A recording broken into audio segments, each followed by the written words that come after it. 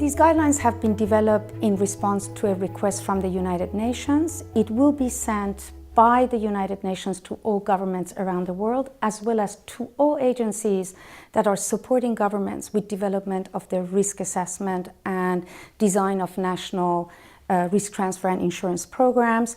We will be supplementing these guidelines with a series of training targeted at governments and these agencies to support the process and bringing the best expertise from our industry to help governments build these programs. Over the years, financial risk transfer and insurance mechanisms have provided governments, businesses, and individuals with a variety of solutions to develop protection against these impacts. And it's been demonstrated that countries where insurance has deeply penetrated can recover much faster from a disaster.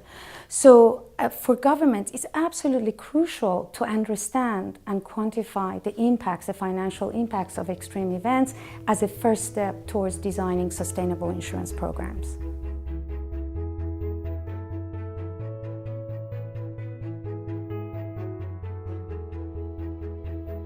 The first point is to develop a sustainable risk transfer and insurance program. Governments need to really understand the objective of what is it that they're trying to cover and they're trying to protect through the program.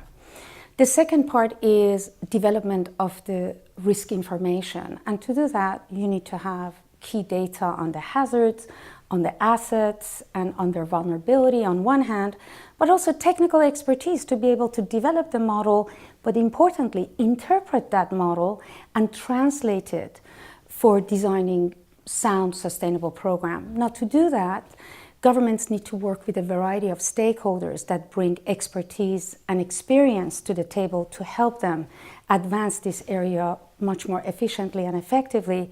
So I'd like to highlight that in that regard, cooperation of governments with the private insurance sector, who is a leader in this area and has over 30 years of experience in doing risk modeling and translating it in sustainable program, would be absolute key to success.